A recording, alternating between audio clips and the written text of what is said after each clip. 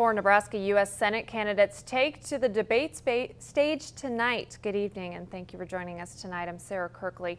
The debate between Dave Domina, Jim Jenkins, Ben Sasse, and Todd Watson was held tonight in North Platte. A range of topics discussed, including immigration, unaccompanied minors, and free trade. Here's what candidates had to say in their closing remarks.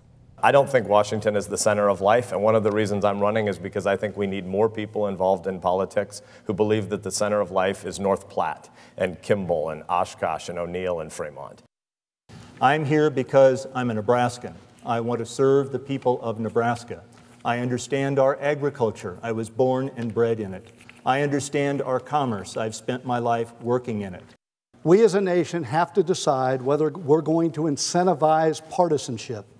Incentivize it by through big money, incentivize it by forcing highly partisan primaries where the most partisan of the partisans ends up winning.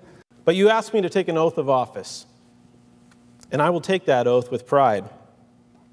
I have to defend the Constitution from threats, foreign and domestic.